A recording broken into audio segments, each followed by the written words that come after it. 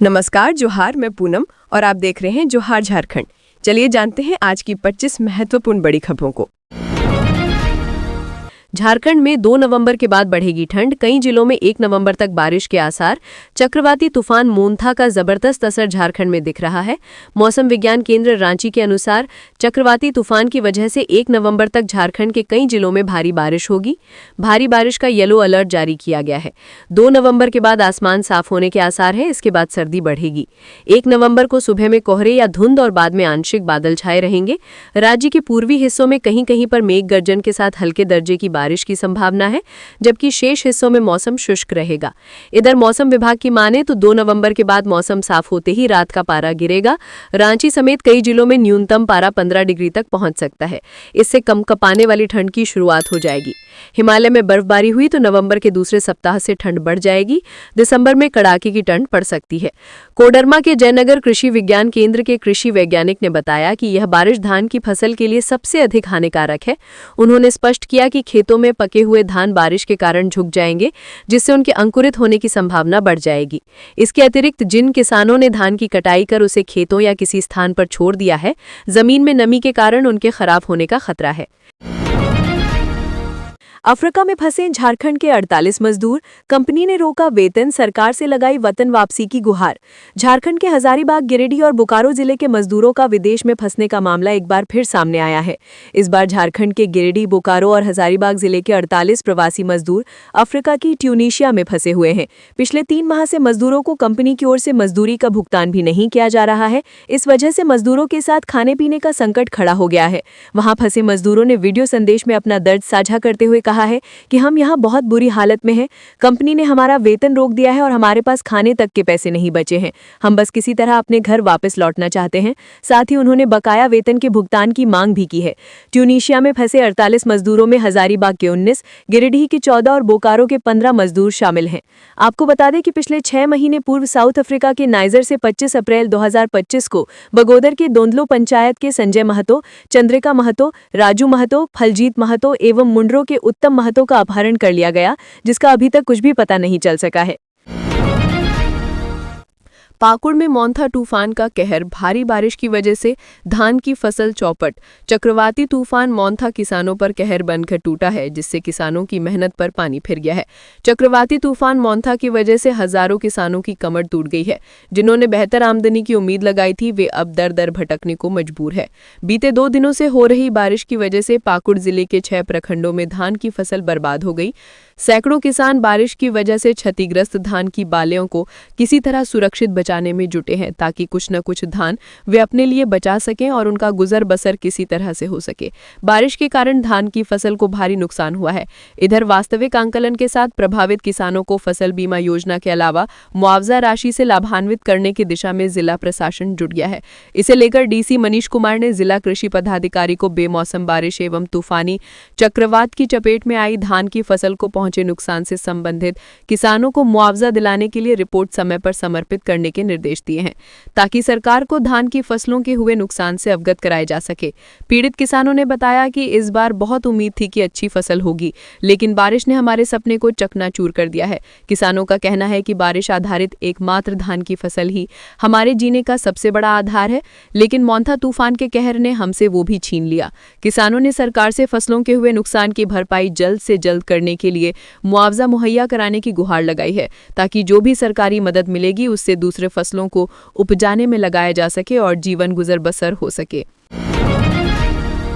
साहिबगंज के UCO bank CSP point पर बड़े फर्जीवाड़े का आरोप। ग्रामीणों ने की निष्पक्ष जांच की मांग। झारखंड बिहार सीमावर्ती साहिबगंज जिले के इशीपुर थाना क्षेत्र के ऊपर बंधा चौक स्थित यूको बैंक के सीएसपी केंद्र पर बड़े पैमाने पर फर्जीवाड़े का मामला सामने आया है। स्थानीय लोगों ने आरोप लगाया है कि सीएसपी संचालक के पति विमल पंडित द्वारा पिछले कुछ महीनों में आसपास के आधा दर्जन गांवों के 2 दर्जन से अधिक खाता धारकों के साथ धोखाधड़ी की गई है। ग्रामीणों के अनुसार विमल पंडित अक्सर खाता धारकों से खाता जांचने या बैलेंस चेक करने के बहाने उनके बैंक खातों से बिना जानकारी के रकम निकाल लेता है। कई बार पीड़ितों को उनके पैसे लौटाने में अनावश्यक रूप से परेशान किया जाता है। सूत्रों ने बताया कि इस तरह की शिकायतें पहले भी स्थानीय पुलिस और यूको बैंक की लिंक शाखा तक पहुंच चुकी हैं, लेकिन अब तक कोई ठोस कार्रवाई नहीं की गई है। कई खाताधारक व्यक्तिगत रूप से शाखा में जाकर शिकायत कर चुके हैं, फिर भी बैंक प्रबंधन ने इस पर कोई संज्ञान नहीं लिया है। ताजा मामला गुरुवार शाम का है। जानकारी के अनुसार एक स्कूली छात्र अपने खाते का बैलेंस चेक कराने ऊपर बंधा सीएसपी पॉइंट पहुंचा, जहां सीएसपी संचालक की जगह उसका पति विमल पंडित मौजूद था। उसने छात्र के खाते से 5,000 रुपए की अनाधिकृत निकासी कर ली और छात्र से कहा कि वह अगले दिन पासबुक लेकर आए। छात्र को निकासी की जानकारी तक नहीं दी गई। स्थानीय लोगों का कहना है कि क्षेत्र के अधिकांश खाते, विशेषकर आदिवासी, पहाड़िया समुदाय और छात्रों के इसी सीएसपी के माध्यम से खोले गए हैं, लेकिन सुविधा के नाम पर उन्हें ठगा जा रहा है। बताया गया कि जिस व्यक्ति के नाम पर सीएसपी की आधिकारिक आईडी जारी की गई है, केंद्र का संचालन वास्तव में वो व्यक्ति नहीं करता। इस घटना से ग्रामीणों में गहरा आक्रोश है। कई लोगों ने बैंक के लिंक शाखा प्रबंधक से मामले की निष्पक्ष जांच कर कठोर कार्रवाई की मांग की है। उनका कहना है कि अगर कार्रवाई नहीं हुई तो वो क्षेत्रीय प्रबंधक और उच्च अधिकारियों से लिखित शिकायत करेंगे। वहीं कई सामाजिक कार्यकर्ताओं ने भी इस पूरे प्रकरण की जांच की मांग की है। उन्होंने कहा कि जिन खाताधारकों के साथ धोखाधड़ी हुई है, उन्हें उनकी राशि शीघ्र लौटाई जाए। घटनास्थल पर मौजूद मीडिया कर्मियों ने जब विमल पंडित से कैमरे पर इस संबंध में सवाल पूछे तो उन्होंने उलझन भरे और असंगत जवाब दिए। उनसे कैश ट्रांजैक्शन से जुड़े दस्तावेज या रिकॉर्ड दिखाने को कहा गया, लेकिन उन्होंने संतोषजनक जवाब नहीं दिया। गुमला में 2 बाइक में टक्कर, 2 की मौत, 4 घायल, दोनों गाड़ियों के परखच्चे उड़े। आमने सामने की टक्कर से हुआ हादसा। गुमला जिले के सदर थाना क्षेत्र में गुरुवार रात 2 बाइकों की आमने सामने टक्कर हो गई। इस हादसे में 2 युवकों की मौके पर ही मौत हो गई, जबकि 4 अन्य गंभीर रूप से घायल हो गए। यह घटना फोरी और पसंगा गांव के बीच हुई। मृतकों की पहचान बसुआ रमेश उरांव और पसंगा के संतोष गोप के रूप में हुई है। रमेश उरांव अपनी बाइक पर कार्तिक उरांव और खेतों उरांव के साथ बसुआ गांव लौट रहे थे। वे रास्ते में गिरे मोबाइल को लेने जा रहे थे। इसी दौरान सामने से आ रही एक अन्य बाइक से उनकी टक्कर हो गई। इस बाइक पर पसंगा निवासी संतोष गोप, जोरू उराम और कुंभाटोली के रोपना पन्ना सवार थे। टक्कर इतनी भीषण थी कि दोनों बाइक के परखच्चे उड़ गए। रमेश उराम और संतोष गोप ने मौके पर ही दम तोड़ दिया। कार्तिक उरांव, खेतों उरांव, जोरू उरांव और रोपना पन्ना गंभीर रूप से घायल हुए हैं। स्थानीय लोगों ने तुरंत घटनास्थल पर पहुंचकर घायलों को गुमला सदर अस्पताल पहुंचाया। उनका इलाज जारी है। ग्रामीणों ने प्रशासन से सड़क पर स्पीड कंट्रोल और साइन बोर्ड लगाने की मांग की है, ताकि भविष्य में ऐसी दुर्घटनाओं को रोका जा सके। गुमला सदर थाना पुलिस ने घटनास्थल का निरीक्षण कर मामला दर्ज कर लिया है और जांच शुरू कर दी है। रामगढ़ के रउता गांव में धर्मांतरण पर रोक लगाने को लेकर ग्रामीणों ने की बैठक। कुजू ओपी क्षेत्र के रउता गांव में गुरुवार को धर्मांतरण पर रोक लगाने को लेकर ग्रामीणों की एक बैठक आयोजित की गई। इस बैठक में बड़ी संख्या में पुरुष, महिलाएं और सामाजिक कार्यकर्ता उपस्थिति रहे। बैठक के दौरान ग्रामीणों ने बताया कि गांव में पहले एक धार्मिक समुदाय का एक ही सदस्य था, लेकिन बीते कुछ महीनों में उनकी संख्या बढ़कर 2 से 3 हो गई है। ग्रामीणों का कहना है कि हाल ही में प्रसाद ग्रहण करने से इनकार करने की घटना के बाद इस मामले का खुलासा हुआ है।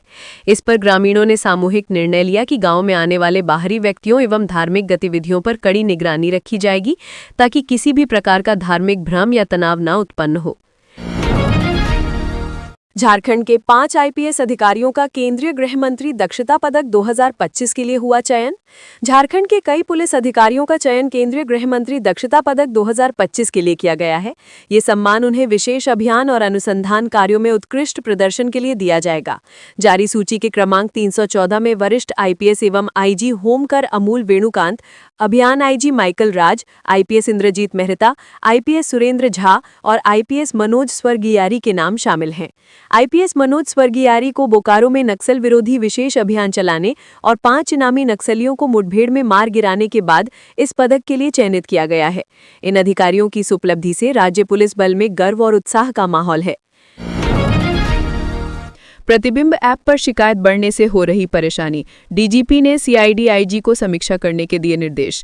अपराध अनुसंधान विभाग यानी सीआईडी द्वारा साइबर अपराधियों पर प्रभावी ढंग से लगाम लगाने के लिए प्रतिबिंब ऐप का इस्तेमाल किया जा रहा है, लेकिन हाल के दिनों में ऐप पर साइबर अपराधों की शिकायतें बढ़ने के कारण ऐप पर डेटा का अप्रत्याशित दबाव बढ़ गया है। इस वजह इस ऐप के सुचारू रूप से कार्य करने की क्षमता प्रभावित हो रही है। इस स्थिति को देखते हुए डीजीपी ने सीआईडी के आईजी को प्रतिबिंब ऐप की तकनीकी और परिचालन क्षमता की विस्तृत समीक्षा करने का निर्देश दिया है। साथ ही साइबर अपराध को रोकने के लिए एक अन्य महत्वपूर्ण तंत्र डायल 1930 की व्यवस्था की भी गहन समीक्षा करने को कहा गया है।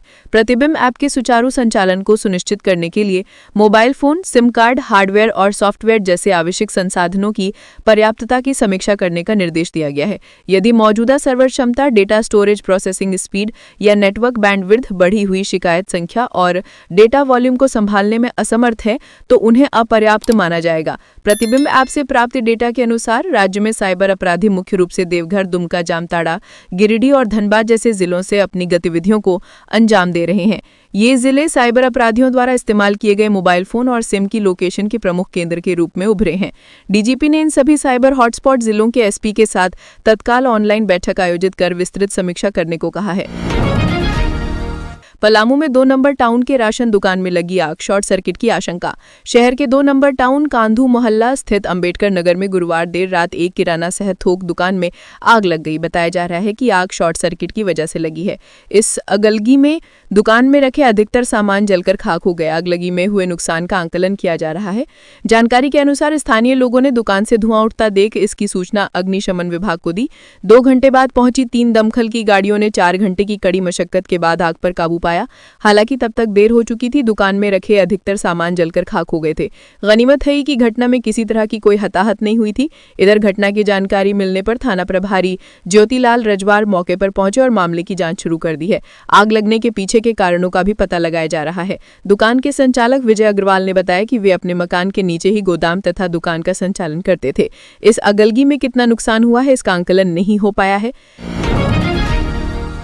जेएसएससी सीजीएल 2023 परीक्षा सीबीआई जांच की मांग वाली याचिका पर हाईकोर्ट का अंतरिम आदेश बरकरार, 3 नवंबर को फिर सुनवाई। झारखंड कर्मचारी चयन आयोग जेएसएससी द्वारा 21 और 22 सितंबर 2023 को आयोजित की सामान्य स्नातक योग्यताधारी संयुक्त प्रतियोगिता परीक्षा सीजीएल में कथित गड़बड़ियों को लेकर सीबीआई जांच की मांग वाली याचिका पर हाईकोर्ट में सुनवाई हुई।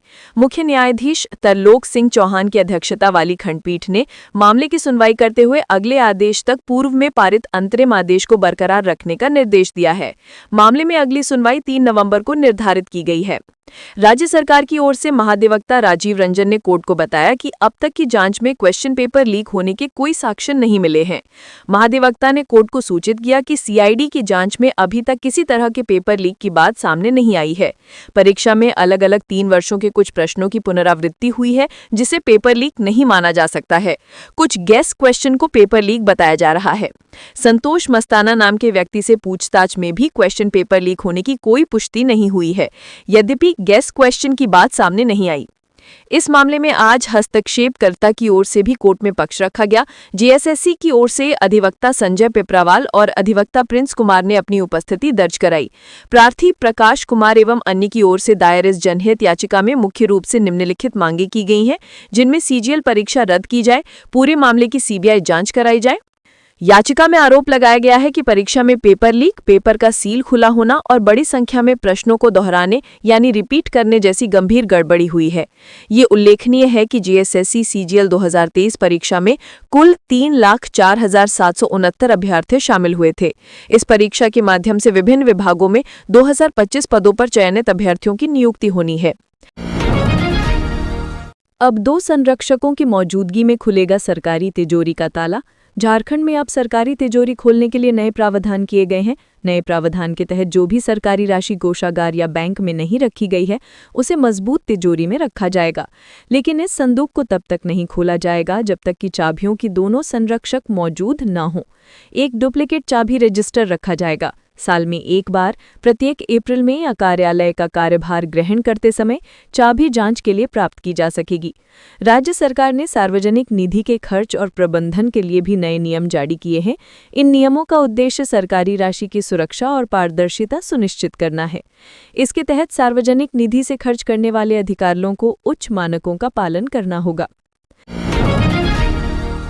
रांची एयरपोर्ट से 24 की जगह 31 उड़ान होंगी, विंटर शेड्यूल जारी। रांची से जयपुर और गोवा के लिए जल्द ही सीधी विमान सेवा शुरू होगी।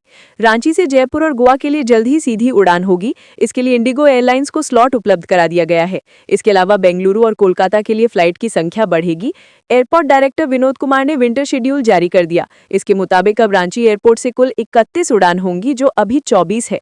विंटर शेड्यूल 31 दिसंबर तक लागू रहेगा। इस दौरान विमानों के आने जाने के समय में 10 मिनट से 3 घंटे तक का बदलाव किया गया है। इस शेड्यूल में इंडिगो एयरलाइंस द्वारा लिए गए रांची जयपुर गोवा, बेंगलुरु रांची बेंगलुरु और कोलकाता रांची कोलकाता के स्लॉट भी शामिल हैं।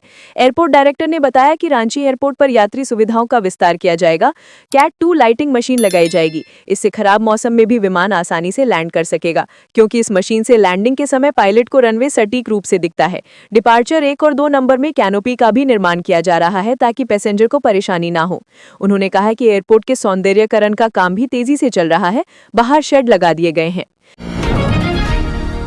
बिहार चुनाव ड्यूटी से गायब झारखंड के 3 पुलिसकर्मी निलंबित, विभागीय कार्यवाही चलाने का आदेश।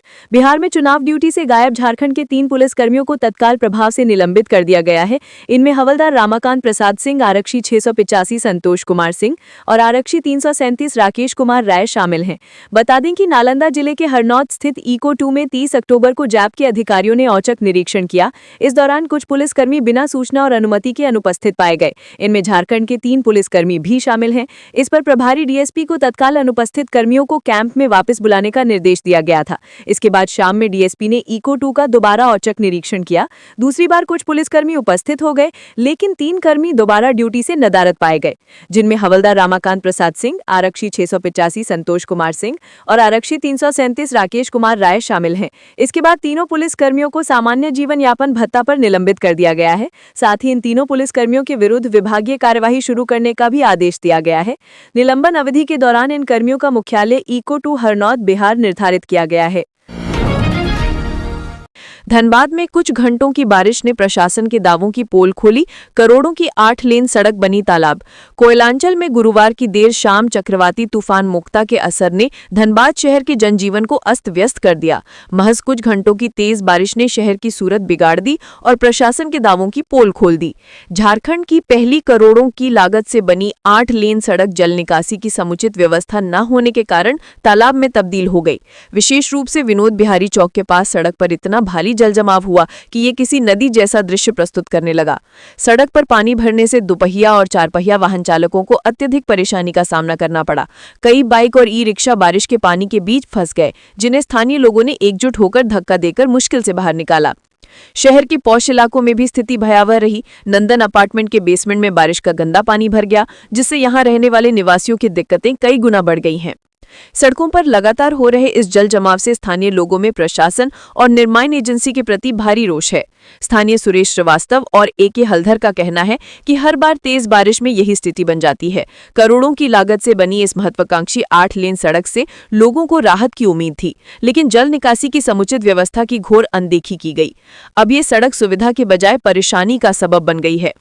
लोगों ने कहा कि सड़क निर्माण के दौरान जल निकासी की व्यवस्था को प्राथमिकता नहीं दी गई, जबकि शहर में भारी बारिश एक सामान्य घटना है। उन्होंने जिला प्रशासन से तत्काल जल निकासी की स्थायी व्यवस्था करने की मांग की है, ताकि भविष्य में ऐसी स्थिति से बचा जा सके और आम जनता को राहत मिल सके।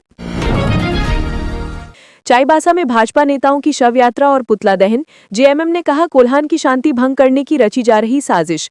पश्चिमी सिंहभूम जिले के चाईबासा में गुरुवार को झारखंड मुक्ति मोर्चा ने भाजपा पर कोल्हान की शांति भंग करने का आरोप लगाते हुए जोरदार प्रदर्शन किया।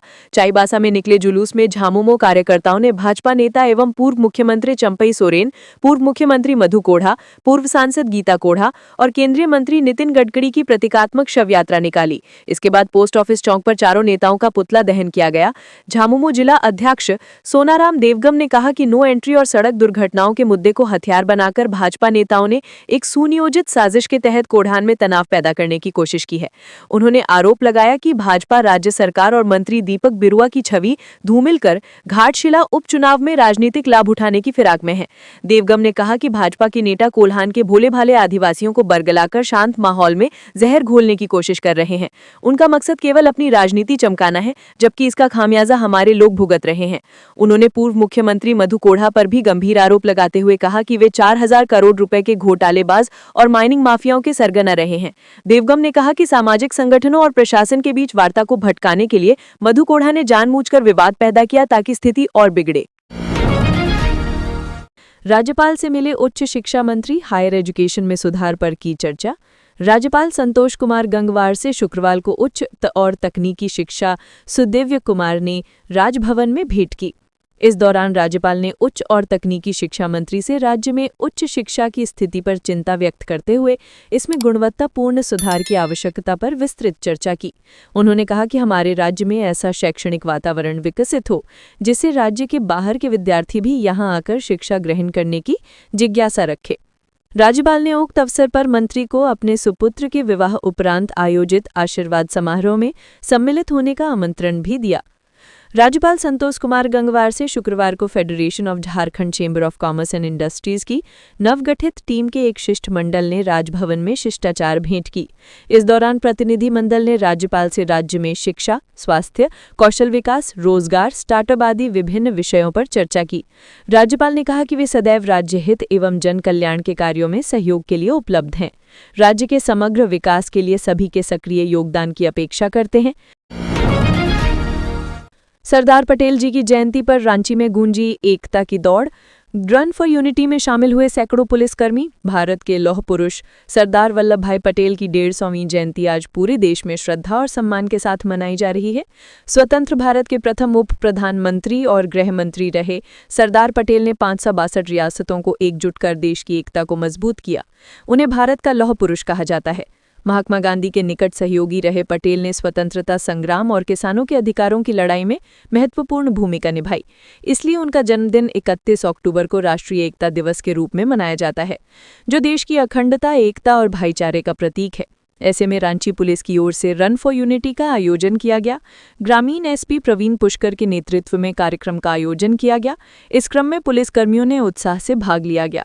दौड़ की शुरुआत नवीन पुलिस केंद्र रांची से होते हुए और ये शहर के अलग अलग मार्गों से होकर गुजरी। इस कार्यक्रम को देश में एकता, अनुशासन और राष्ट्र भावना को सशक्त करने के उद्देश्य से किया गया। साथ ही ओटीसी ग्राउंड रांची में भी रन फॉर यूनिटी कार्यक्रम का आयोजन किया गया, जिसमें विधायक सीपी सिंह जी शामिल हुए। इस अवसर पर उन्होंने सरदार वल्लभ भाई पटेल के आदर्शों और उनके राष्ट्र निर्माण में योगदान को स्मरण करते हुए कहा कि देश की एकता और अखंडता हमारी सबसे बड़ी शक्ति है, हमें इसे सदैव बनाए रखना चाहिए। थैलेसीमिया बच्चों को एचआईवी ब्लड देने वाले बैंक का लाइसेंस 2020 में ही समाप्त हो गया था। चाईबासा में थैलेसीमिया पीड़ित बच्चों एचआईवी संक्रमित ब्लड देने वाले बैंक का लाइसेंस 2020 में स्वतः समाप्त हो गया था। इसके बावजूद राज्य के ड्रग कंट्रोलर ने इसे बंद करने का आदेश जारी नहीं किया। पिछले 5 साल के दौरान ड्रग कंट्रोलर के स्तर से सिर्फ कारण बताओ नोटिस जारी कर कार्रवाई की चेतावनी दी जाती रही। ब्लड बैंकों के लाइसेंस रिन्यूअल के मामले में स्वास्थ्य मंत्री डॉक्टर इरफान अंसारी भी झूठ बोल रहे हैं कि ये केंद्र का मामला है। गिरिडीह जिले में पहले रैपिड से होते थे एचआईवी टेस्ट, अब धनबाद से जांच के बाद मरीजों को मिल रहा ब्लड। पश्चिमी सिंहभूम जिले के चाईबासा सदर अस्पताल में थैलेसीमिया से पीड़ित बच्चों को संक्रमित ब्लड चढ़ाने का मामला सुर्खियों में बना हुआ है। इधर मामला सामने आने के बाद राज्य सरकार ने कई दोषियों पर कार्रवाई भी की है। इस घटना के बाद झारखंड के सभी ब्लड बैंकों पर सरकार की पैनी नजर है। इसी कड़ी में गिरिडीह में भी ब्लड देने से पहले बरती जा रही सावधानी को और भी व्यापक कर दिया है। वर्तमान में यहां पर ब्लड देने से पहले एचआईवी की जांच धनबाद से कराई जा रही है। धनबाद से रिपोर्ट मिलने के बाद ही मरीजों को ब्लड मुहैया कराया जा रहा है। ईटीवी भारत ने पहले और मौजूदा व्यवस्था की जानकारी ब्लड बैंक के पदाधिकारियों और चिकित्सा विभाग से ली। गिरिडीह ब्लड बैंक के सचिव अरविंद कुमार बताते हैं कि जिले का ब्लड बैंक निबंधित है और यहां ब्लड लेने से देने तक पूरी सावधानी बरती जाती है। चूंकि thalassaemia, haemophilia, sickle cell anaemia पीड़ित 270 बच्चे जिले में हैं। इसके अलावा बिहार के जमुई के अलावा पड़ोसी जिला जामताड़ा तथा देवघर से इस तरह के मरीज आते हैं जिन्हें ब्लड उपलब्ध कराया जाता है।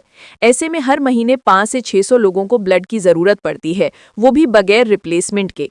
जबकि डायलिसिस के वैसे मरीज जिनका कोई भी नहीं है, उन्हें भी ब्लड मुहैया कराया जाता है। ऐसे में ब्लड देने से पहले एचआईवी, हेपेटाइटिस बी, सी, मलेरिया, वीडीआरएल की जांच होने के बाद ही किसी को रक्त दिया जाता है। यहाँ पहले से ही एचआईवी की जांच रैपिड टेस्ट किट से होती थी, लेकिन रांची से नया आदेश आने के बाद अब जांच ELISA washer and reader machine से ही होगी, जो कि मशीन गिरिडीह में उपलब्ध नहीं है। ऐसे में जांच के सैंपल धनबाद भेजे जाते हैं और जांच रिपोर्ट आने के बाद ही ब्लड दिया जा रहा है। झारखंड कांग्रेस को एक्टिव करने की कवायद, कमेटियों की बैठक में विधायकों को भी लगानी होगी हाजिरी। झारखंड प्रदेश कांग्रेस को जमीनी स्तर पर एक्टिव करने की कवायद चल रही है। इस कड़ी में पार्टी ने ये भी कहा है कि अब जिला कांग्रेस कमेटियों की बैठकों में विधायकों को हाजिरी लगानी होगी।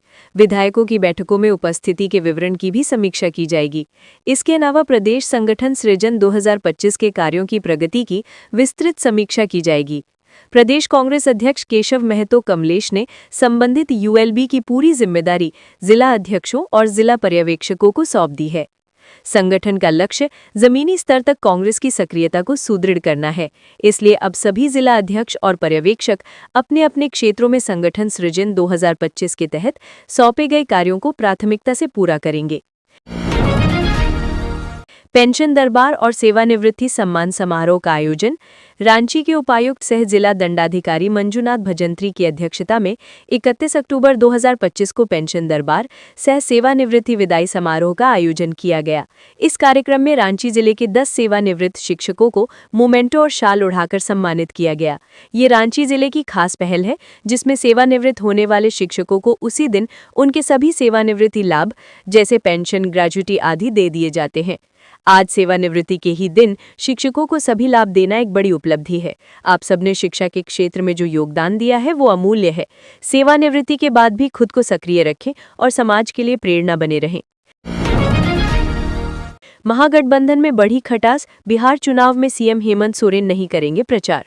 बिहार विधानसभा चुनाव में महागठबंधन के अंदर सीटें नहीं मिलने से नाराज झारखंड मुक्ति मोर्चा के केंद्रीय अध्यक्ष सह राज्य के मुख्यमंत्री हेमंत सोरेन चुनाव प्रचार से दूर रहेंगे। जेएमएम के इस रुख से कहीं न कहीं झारखंड में महागठबंधन के अंदर जारी विवाद की खाई चौड़ी होती जा रही है। पार्टी के केंद्रीय प्रवक्ता मनोज पांडे की माने तो बिहार में हमें चुनाव लड़ने का मौका ही नहीं दिया गया। ऐसी स्थिति में वहां महागठबंधन को हमारे स्टार प्रचारक मुख्यमंत्री हेमंत सोरेन की जरूरत ही नहीं है और न ही इस संदर्भ में उन्हें कोई आमंत्रण मिला है।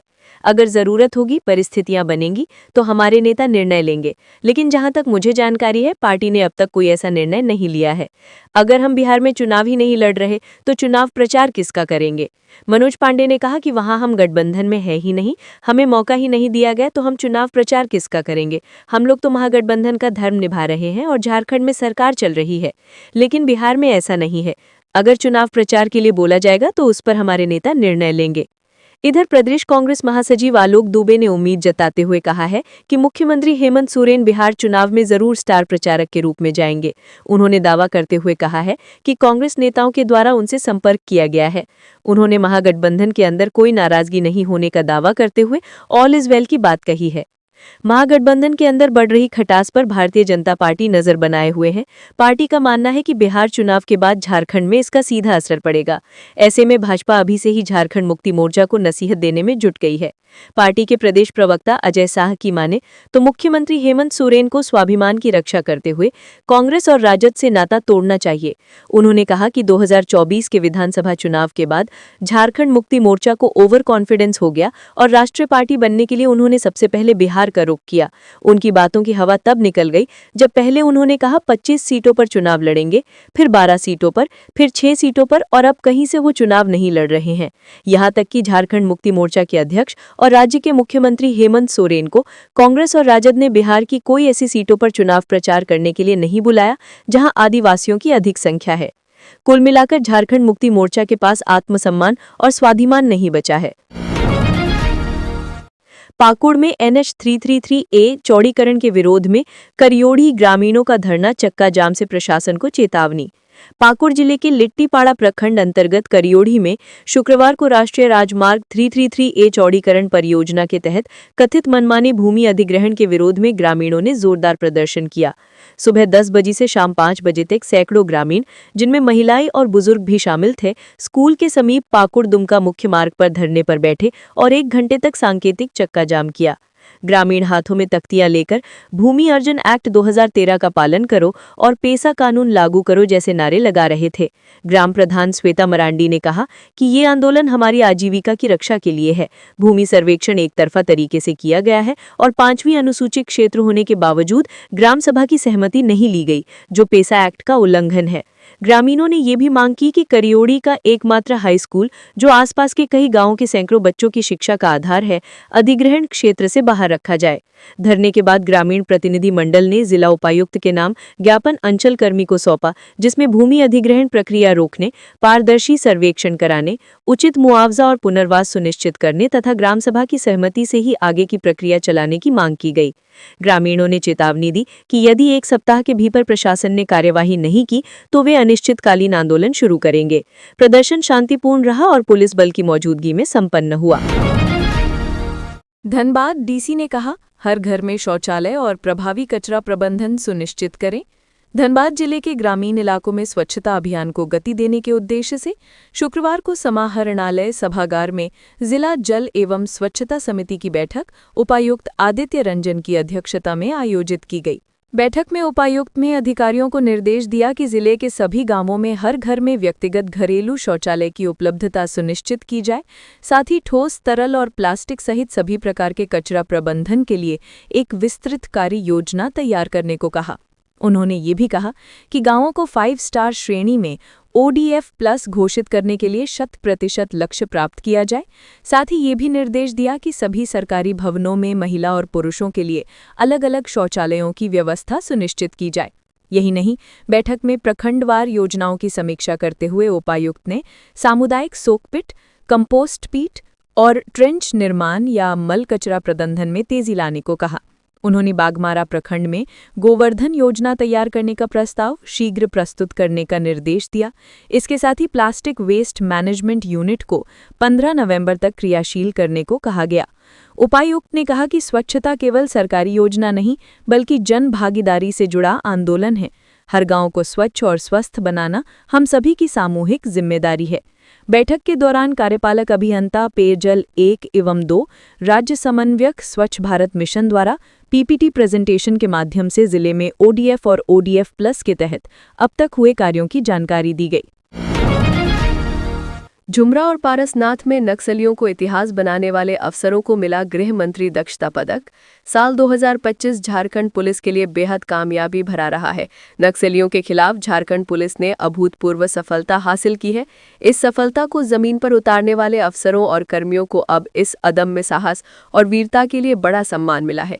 झुमरा और पारसनाथ इलाके में नक्सलियों को इतिहास बनाने वाले तत्कालीन IG अभियान अमोल होमकर, तत्कालीन IG बोकारो माइकल राज, DIG STF, तत्कालीन Bokaro SP DIG, deputy commandant और जवानों को केंद्रीय गृह मंत्रालय दक्षता पदक से नवाजा गया है।